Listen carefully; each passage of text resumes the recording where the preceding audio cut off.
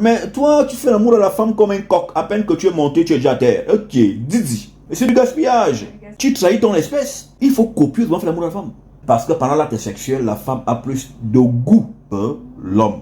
Le goût de la femme est intensifié parce que la femme est plus proche de la divinité que l'homme. Or, la divinité, c'est le goût. Chez les Écans, on appelle Dieu le goût. Dieu, Zam. Zam, ça veut dire le goût. Et la femme est plus proche de Dieu. Dans l'ordre de la création. Après la femme, c'est quoi? Rien, non? Donc, après la femme, c'est... Zéro, rien. C'est rien, n'est-ce pas? Mais le rien égale à quoi? Égale à l'infini. Mais Dieu est infini. Donc, après la femme, on a Dieu, l'infini. Donc, la femme est plus voisine de Dieu que l'homme. Donc, la femme est plus proche du goût.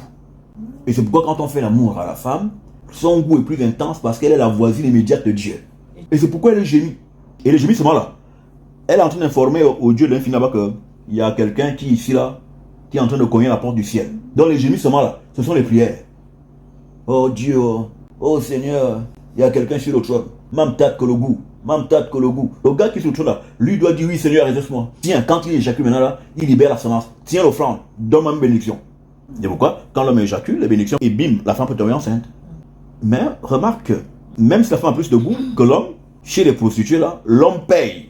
Comment c'est toi qui as le goût et c'est moi qui te paye? Les hommes sont les petits serpents piquants là, à peine de là, ils montent, 5 minutes, il a éjaculé et puis c'est passé. Mais l'amour sexuel de la femme est intense. Le sexe est pour la femme. C'est pourquoi il n'y a pas de prostituées hommes en temps normal. Parce que le sexe c'est pour la femme. C'est son lieu d'équilibre. Et c'est pourquoi la femme sera sauvée en devenant mère. Parce que la seule chose qui équilibre la femme, c'est le sexe. Et la position de l'équilibre, c'est la position de l'allongement, quand la femme s'allonge. Hein? C'est ça l'équilibre.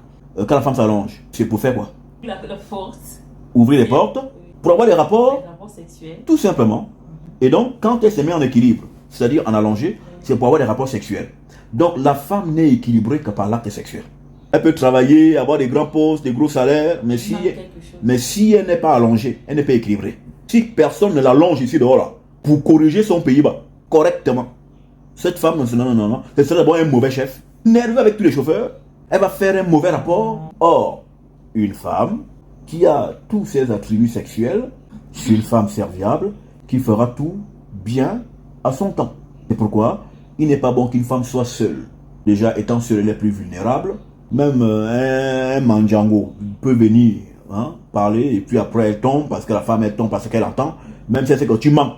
Hein. Les femmes savent que celui-là, c'est un menteur. Mais il y va quand même. C'est ça la femme. La grande sœur du diable. La grande sœur du diable. Parce que le diable lui-même ne comprend pas la femme. C'est-à-dire que même le diable s'assoit, dit grande sœur, grande sœur, grande sœur, grande sœur. Il y a un truc que tu as fait là, est-ce que tu peux m'enseigner ça?